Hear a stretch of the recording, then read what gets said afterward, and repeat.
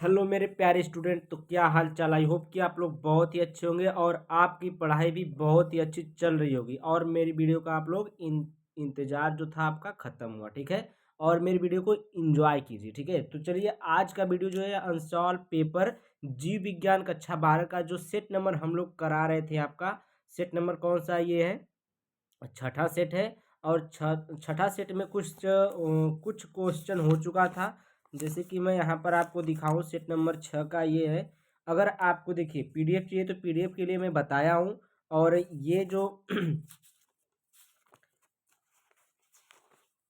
ये देखिए यहाँ पर देखिए 7460012763 इस नंबर पर व्हाट्सएप करके आप लोग पीडीएफ ले सकते हैं। ठीक है, तो और देखिए यहाँ पर हम लोग सेट नंबर 6 पर चलते हैं। सेट नंबर 6 में आपका प्रश्न नंबर 3 तक हो चुका था। प्रश्न नंबर 3 हो चुका है, प्राकृतिक वर्णन का संक्षिप्त वर्णन कीजिए। ठीक है, अब हम लोग चलते हैं लघु उत्तरीय प्रश्न सेकेंड पर। प्रश्न नंबर 4 जो है देखिए यहाँ पर हम लिख लिए क्वेश्चन को और आंसर भी यहाँ पर लिख लिए। तो यहाँ पर देखिए बैक क्रॉस एवं टेस्ट क्रॉस को समझाइए। क्या कहा है? बैक क्रॉस एवं टेस्ट क्रॉस को क्या करना है? समझाना है। तो देखिए यहाँ पर हेडिंग है बैक क्रॉस।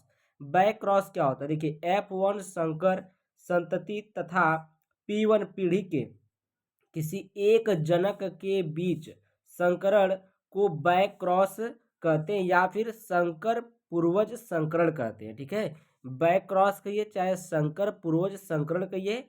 ठीक है, बात एक ही है। अब देखिए इसके नीचे कारकों की शुद्धता की अपनी कल्पना की पुष्टि के लिए मेंडल ने F1 पीढ़ी के पौधों का जनकीय पौधों से संकरण किया। इसे विपरीत संकर संकरण कहते हैं। इसे क्या कहते हैं? विपरीत संकरण कहते हैं। यहाँ पर हम लोग एग्जाम्पल में देखेंगे, बढ़िया से समझेंगे। यहाँ पर देखिए पहले यहाँ पर शुद्ध लंबे पौधे लिए हैं और यहाँ पर शुद्ध बौने पौधे।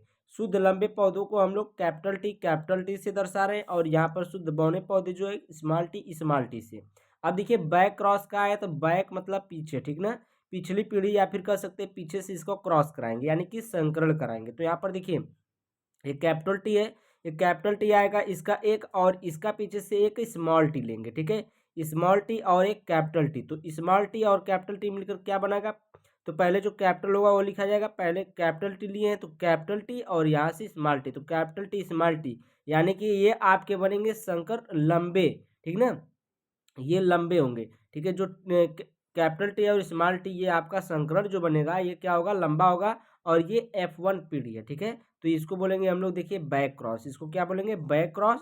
और क्रॉस का मतलब संकरण होता है। ठीक है, और देखिए टेस्ट क्रॉस को देखिए, टेस्ट क्रॉस यानी कि इसको बोलते हैं परीक्षण संकरण। जब F1 पीढ़ी के जीवों का अप्रभावी जनक के साथ संकरण कराते हैं तो उसे टेस्ट क्रॉस कहते हैं। ठीक ना, जब F1 पीढ़ी के जीवों का अप्रभावी जनक के साथ संकरण कराते हैं तब हम लोग उसको क्या बोलते हैं? टेस्ट क्रॉस बोलते हैं। अब यहाँ पर देखिए, यहाँ पर भी एग्जाम्पल लिया है। यहाँ पर देखिए शुद्ध लंबा और शुद्ध बौना पौधा। ठीक है, शुद्ध लंबा पौधा को जानते हैं कैपिटल टी से, और शुद्ध बौना पौधों का किससे? स्मॉल टी से। तो इसका एक कैपिटल टी, इसका एक स्मॉल टी। तो यहाँ पर क्या हुआ?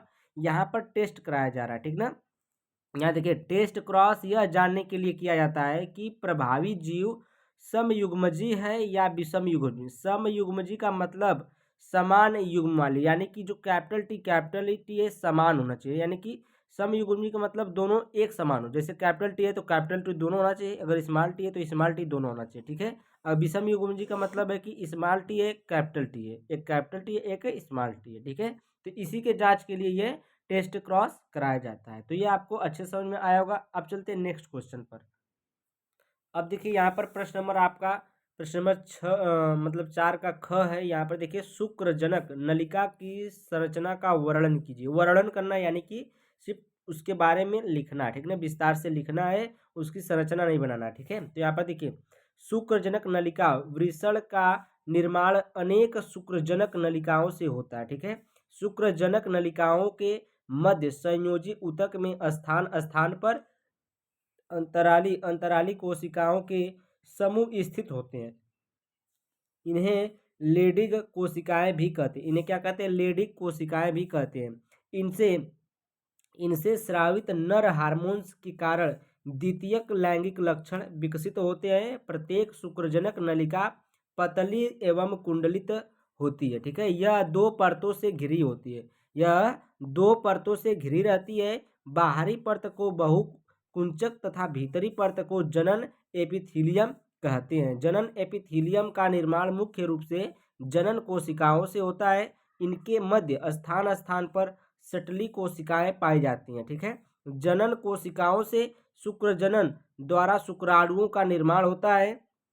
शुक्राणु सटली कोशिकाओं से पोषक पदार्थ एवं ऑक्सीजन प्राप्त करते हैं। वृषण की शुक्रजन नलिकाएं वृषण नलिकाओं के माध्यम से शुक्रवाहिकाओं में खुलती हैं, ठीक है। जो आपकी वृषण की शुक्रजनक नलिकाएं होती हैं वह वृषण नलिकाओं के माध्यम से शुक्रवाहिकाओं में कहा जाती हैं, शुक्रवाहिकाओं में खुलती हैं। शुक्रवाहिकाएं अधिवृषण में खुलती हैं और अधिवृषण से एक शुक्रवाहिनी निकलकर वंक्षण नल से होती हुई उदर गुहा में प्रवेश करती है। शुक्रवाहिनी मूत्रवाहिनी के साथ फंदा बना करके मूत्रमार्ग के अधर भाग में खुलती है, ठीक है। तो ये वाला क्वेश्चन थोड़ा सा लॉन्ग था और इस क्वेश्चन को हम दिखा दिए, स्क्रीनशॉट भी ले लीजिए और बढ़िया से इसका नोट बना लीजिए, ठीक है। प्रश्न नंबर ग पर चलते हैं। देखिए, संक्रामक रोग का उदाहरण सहित वर्णन कीजिए। संक्रामक रोग देखिए ये हो चुका है सेट नंबर 2 में, जिसका कोड है 348 GH में। प्रश्न नंबर 9 का अथवा देखिए, ठीक है। यहाँ पर हम डिटेल में लिखें और हम आपको ये क्वेश्चन दिखा दे रहे हैं। तो ये देखिए है सेट नंबर 2 का। देखिए, निम्नलिखित पर संक्षिप्त टिप्पणी लिखिए। पहला है मानव जीनोम परियोजना के अनुप्रयोग एवं भविष्य। दूसरा है संक्रामक, ठीक है, संक्रामक रोग। तो यहाँ पर देखिए है संक्रामक रोग, ठीक है। संक्रामक रोग देखिए, संक्रामक रोग हानिकारक जीवों के कारण होने वाली बीमारी है जो बाहर से शरीर में प्रवेश करते हैं, ठीक ना। जो संक्रामक रोग के जो जीवाणु होते हैं वो कहाँ से प्रवेश करते हैं, बाहर से प्रवेश करते हैं, ठीक। नजला जुकाम मलेरिया गोनेरिया सिफिलिस आदि संक्रामक रोग जीवाणु कवक विषाणु आदि द्वारा फैलते हैं। तो यहाँ पर देखिए संक्रामक रोग का संचारण देखिए, इसका संचारण क्या है। प्रत्येक संपर्क द्वारा स्वस्थ व्यक्ति के संक्रमित व्यक्ति के संपर्क में आने से, यानी कि अब देखिए वायु द्वारा कैसे फैलता है, छींकने, खांसने, थूकने व बातचीत करते समय संक्रमित व्यक्ति से निकले सूक्ष्म बिंदुकों द्वारा। जैसे बात करते हुए नहीं, छोटे छोटे छिद्र मतलब छोटे छोटे निकल जाते हैं थूक, उसी के कारण। यहाँ पर देखिए किसी जंतु के काटने से, देखिए कैसे होता है, कुत्ता के काटने से होता है। अगर कुत्ता आपको काटा है, अगर किसी और को काटा है, वो आपको भी काट लिया तो वही रोग हो सकता है, ठीक है। मच्छर है, मच्छर किसी को काटा है, अगर उसको रोग है तो आपको भी हो सकता है। खटमल से भी हो सकता है। आदि रक्त आदान द्वारा होता है, ठीक है। अब देखिए परोक्ष संरक्षण। तो यहाँ पर देखिए संदूषित जल व भोजन द्वारा, किससे, संदूषित जल व भोजन द्वारा, इससे भी होता है आपका संक्रामक रोग। संदूषित कपड़ों, बर्तन व सर्जिकल औजारों द्वारा होता है। और देखिए यहाँ पर गंदे हाथों व अंगुलियों द्वारा, ठीक है। इसीलिए कहा जाता है कि आप लोग हाथ धोकर खाना खा लीजिए, ठीक है। यहाँ पर देखिए संक्रामक रोग नियंत्रण एवं निवारण देखिए क्या है। देखिए संक्रामक रोग छूट के रोग हैं, ठीक है। संक्रामक रोग जो है छूट के रोग हैं जो शीघ्र ही महामारी का रूप ले लेते हैं, अतः इसका नियंत्रण एवं निवारण आवश्यक है। देखिए व्यक्तिगत स्वच्छता, अपने शरीर को साफ करना, प्रतिदिन स्नान करना व हाथ धोकर भोजन करना। उसके बाद दूसरा है पीने के लिए स्वच्छ पानी का उपयोग करना। तीसरा है फल सब्जियों को अच्छी तरह धोकर खाना। खाने के सभी सामान को ढककर रखना। सोते समय मच्छरदानी लगाना। पानी के गड्ढों व दलदल स्थानों की सतह पर मिट्टी का तेल डालना। जैसे आपके आसपास जो पड़ोहा बनता है ना, उसके जो मतलब पानी जो भरा रहता है उसमें, उसकी बात की जा रही है, ठीक है। सामान्य मानव संक्रामक रोग देखिए किससे, ये जुकाम है आपका, जो रेनो वायरस से फैलता है, ठीक ना। डेंगू बुखार है आपका, देखिए एडिस मादा मच्छर से फैलता है आपका। और देखिए स्वाइन फ्लू जो है H1N1 वायरस द्वारा फैलता है। चिकनगुनिया जी ये भी वायरस द्वारा फैलता है। जीवाणु द्वारा फैलने वाले टाइफाइड है और निमोनिया है। प्रोटोजोआ से कौन कौन फैलता है, मलेरिया है और अमीबता है, ठीक ना। ये रोग भी जो मतलब फैलने वाले रोग थे जीवाणु और विषाणु द्वारा, ये मैं बता दिया, ठीक है। ये संक्रामक रोग का मतलब ये डिटेल में हम इसको बता दिए। आप लोग इसका नोट बना लीजिएगा, बढ़िया से नोट करिए। संक्रामक रोग आने का 2025 में एकदम मतलब चांस है, ठीक है, इसको न छोड़िएगा। अब देखिए यहाँ पर है प्रश्न नंबर 4 का घ, बीज एवं फल विकास में महत्व का वर्णन कीजिए। बीज और फल का जो विकास होता है तो उसी के महत्व का क्या करना है, वर्णन करना है, ठीक है। देखिए बीज का निर्माण, बीजांड में निषेचन के पश्चात बहुत से परिवर्तन होते हैं, जो परिवर्तन होते हैं और अंतः बीज का निर्माण होता है। इस स्थिति में अध्यावरण सूख कर कवच या बीज चोल निर्मित कर लेता है, ठीक है। अब इसका बाह्य चोल कठोर व अंतः चोल पतला व झिल्ली नुमा हो जाता है। भीतरी उल्कों से नमी भी लुप्त हो जाती है और सभी खाद्य पदार्थों के रूप में संचित हो जाते हैं। पूर्व स्थिति में नाभि का बीजांड द्वार रैफी एवं निभाग रहते हैं। इस प्रकार बीज का निर्माण होता है, ठीक है। इस प्रकार से जो फल होता है उसमें बीज का निर्माण होता है। अब देखिए यहाँ पर प्रश्न नंबर 5 आता है। प्रश्न नंबर 5 है आपका, कृषि में जैविक प्रौद्योगिकी के योगदान का उल्लेख कीजिए। प्रश्न नंबर 5 का क है। यहाँ पर देखिए जैव प्रौद्योगिकी अनुसंधान द्वारा पौधों के नई प्रजातियां तैयार करके पौधों की पोषण क्षमता और उत्पादकता में वृद्धि की गई है। कृषि क्षेत्र में जैव प्रौद्योगिकी की कुछ उपलब्धियां निम्नलिखित हैं। पहला है आनुवंशिक अभियांत्रिकी की सहायता से विटामिन ए समृद्ध धान आदि अमीनो अम्लों युक्त मक्का आदि तैयार किए गए हैं। बीटी प्रकार की कीट प्रतिरोधी किस्में बीटी कपास, बीटी मक्का, बीटी बैगन विकसित की गई है। और देखिए पीड़क जैसे सूत्रकृमि प्रतिरोधी तंबाकू की फसल विकसित की गई है। तंबाकू में इसके ग्रसन को रोकने हेतु आरएनए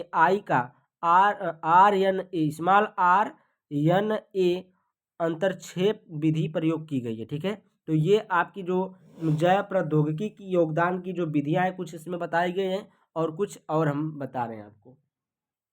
तो यहाँ पर देखिए चौथी पॉइंट है, टमाटर की ऐसी फसल विकसित की गई है जिसकी सेल्फ वैल्यू आधी है। और यहाँ पर पांचवी पॉइंट है, अधिक ओलिक अम्ल यानी कि असंतृप्त वसी अम्ल वाली सोयाबीन किस्में विकसित की गई है, ठीक है। छठी पॉइंट है, पौधों की खोज अवशोषण क्षमता बढ़ाई गई है। अजैविक दबावों को सहन करने की क्षमता का विकास किया गया है। सातवीं पॉइंट, अनेक फसलों को NIF नाइट्रोजन स्थिरीकरण जीन निवेशित करने के प्रयास किए जा रहे हैं, ठीक है। अब देखिए आपका ये प्रश्न नंबर 5 का क था। 5 का ख देखिए यहाँ पर है, कह रहा है कि मेंडलवाद पर एक संक्षिप्त टिप्पणी लिखिए। मेंडलवाद, यहाँ पर देखिए आधुनिक आनुवंशिकी के जनक ग्रेगर जॉन मेंडल हैं। इसके द्वारा किए गए प्रयोगों तथा दिए गए नियमों को ही मेंडलवाद कहा जाता है, ठीक है। जो मेंडल ने प्रयोग किया और जो नियम दिया उसी को हम लोग क्या बोलते हैं, मेंडलवाद कहते हैं, ठीक है। मेंडल ने मटर के पौधों पर प्रयोग करके 3 नियम प्रतिपादित किए। कौन कौन से? प्रभाविता का नियम, पहला है आपका प्रभाविता का नियम, ठीक है। इस नियम में जब 2 विपरीत लक्षण वाले शुद्ध जनकों के मध्य संकरण कराया जाता है तब संतान F1 पीढ़ी में केवल एक ही लक्षण प्रदर्शित करते हैं। जो लक्षण प्रदर्शित होता है उसे प्रभावी लक्षण कहते हैं तथा जो प्रदर्शित नहीं होता है उसे अप्रभावी जीन प्रदर्शन को रोक देता है, ठीक है। जो अप्रभावी जीन होता है वो क्या करता है, प्रदर्शन को रोक देता है, ठीक है। उसके बाद देखिए दूसरा नियम है पृथक्करण का नियम। पृथक्करण का नियम देखिए, जब समयुग्मजी कारक युक्त जनक युग्मक बनाते हैं तब एक ही कारक एक युग्मक में जाता है, यानी कि कारक युग्मक बनाते समय पृथक हो जाते हैं, ठीक ना, यानी कि अलग हो जाते हैं। जब संकर जनक विषम युग्मजी यानी युग्मक बनाते हैं उनके कारक भी पृथक हो जाते हैं। साथ होने पर भी मिश्रित नहीं होते। अतः इसे कारकों की शुद्धता नियम, युग्मकों की शुद्धता का नियम भी कहते हैं, ठीक ना। जो आपका पृथक्करण का नियम है इसे हम लोग क्या कहते हैं, शुद्धता का नियम भी कहते हैं। अब देखिए तीसरा नियम है स्वतंत्र अपव्यूहन का नियम।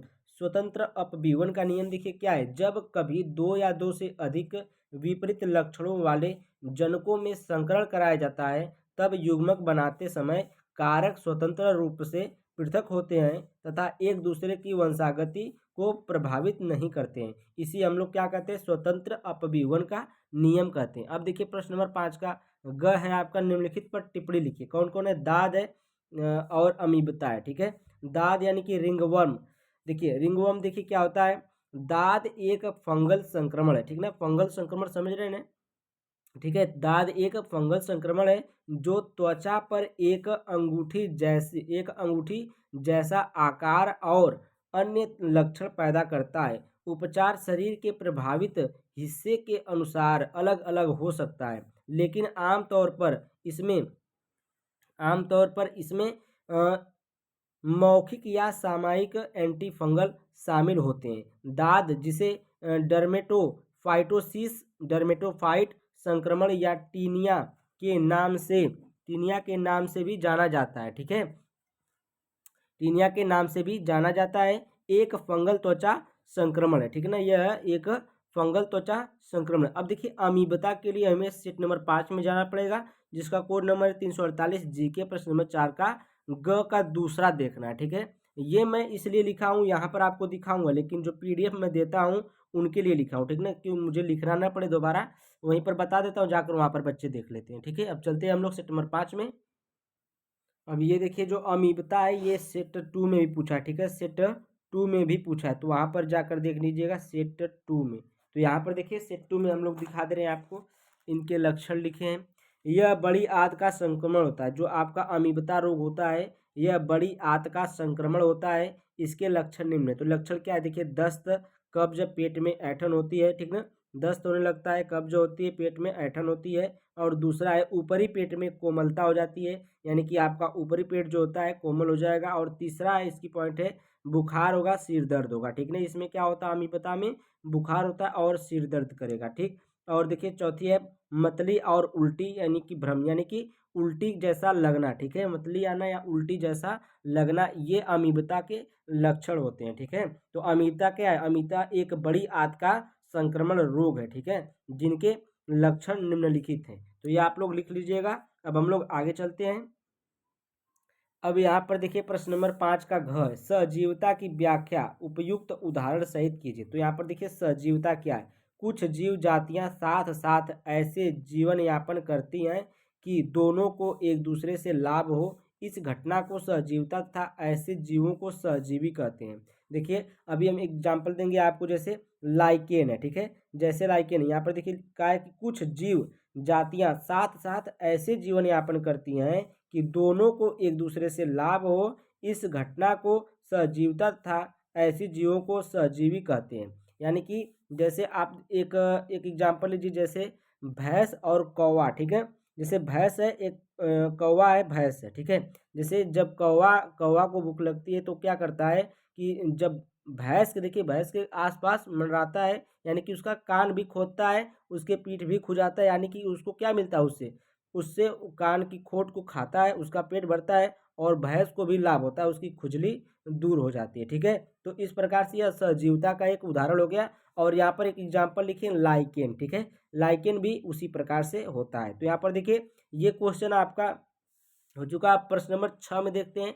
प्रश्न नंबर 6 का देखिए प्रतिस्पर्धा, ये प्रश्न नंबर 6 का क है, प्रतिस्पर्धा एवं परजीविता की व्याख्या उदाहरण सहित कीजिए। तो यहाँ पर देखिए प्रतिस्पर्धा क्या है, जीवों के बीच स्थान, भोजन, जल, खनिज, लवण तथा अन्य संसाधन के लिए जब संघर्ष होता है तो इस क्रिया को स्पर्धा या प्रतिस्पर्धा कहते हैं। जब एक स्पर्धा एक ही जाति के जीवों के बीच होती है तब इसे अंतर जातीय स्पर्धा कहते हैं। ठीक है, जब यह स्पर्धा एक ही जाति के जीवों के बीच होती है तब इसे हम लोग अंतर जातीय स्पर्धा कहते हैं।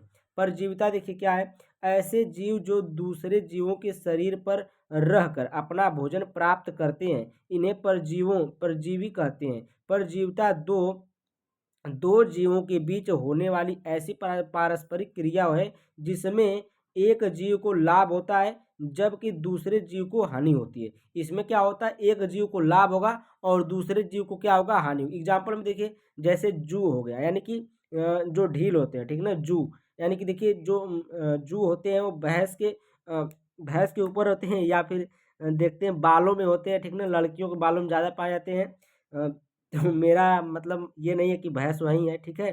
तो यहाँ पर देखिए, जू जो होता है, ढील जो होता है ना, वो क्या करता है कि आपका खून चूसता है, लेकिन आपको कुछ नहीं मिलता है उससे, यानी कि आपका नुकसान हुआ, उसका फायदा हुआ। खटमल देखिए, जो खटमल होते हैं, खटिया में पाए जाते हैं, ये खटमल जो रात में काटते हैं, अपन खून चूसते हैं, और मतलब मनुष्य को नुकसान होता है और उनको क्या होता है, फायदा होता है। मच्छर मच्छर भी है, तो मच्छर भी इसी प्रकार से है कि हम लोगों का खून चूसता है और उसका फायदा होता है, हम लोग को नुकसान होता है। इसमें बताया गया है कि परजीविता दो जीवों के बीच होने वाली ऐसी पारस्परिक क्रिया है जिसमें एक जीव को लाभ होता है जबकि दूसरे जीव को हानि होता है, ठीक ना। तो इसको हम लोग बोलेंगे परजीविता। और सहजीविता में क्या होता है कि दोनों जीव को ही लाभ होता है, ठीक है। सहजीविता जैसे अभी कौवा और भैंस की बात बताए, हम एग्जाम्पल में बताए थे, जैसे लाइकेन हो गया, कौवा भैंस हो गया, ठीक है। इस प्रकार से दोनों को क्या होता है, उसमें लाभ होता है। तो सहजीविता हो गई और यह परजीविता है। तो प्रश्न नंबर 6 का क हो गया, ठीक है। इसमें प्रश्न नंबर 6 का क हो गया। तो आज के लिए इतना ही। अगर वीडियो अच्छी लगी तो वीडियो को लाइक और चैनल को सब्सक्राइब करके जाइएगा। और नेक्स्ट वीडियो मतलब प्रश्न नंबर 6 का ख से रहेगी, और प्रश्न नंबर 6 का क पूरा हो गया है, प्रश्न नंबर 6 का ख बचा है, तो उसको हम लोग नेक्स्ट वीडियो में करेंगे। और एक वीडियो बनाएंगे तो पूरा क्वेश्चन मतलब 6, 7, 8, 9 सभी क्वेश्चन हो सकते हैं उसमें, मतलब हो सकते हैं, ठीक ना, मे भी हो सकते हैं, ठीक है। तो आज के लिए इतना ही। वीडियो अच्छी लगी वीडियो को लाइक, चैनल को सब्सक्राइब करके जाइएगा, बेल आइकन की घंटी जोर से दबाइए, छोटा सा प्यारा सा कमेंट छोड़कर जाइए वीडियो में, ठीक है। Bye bye.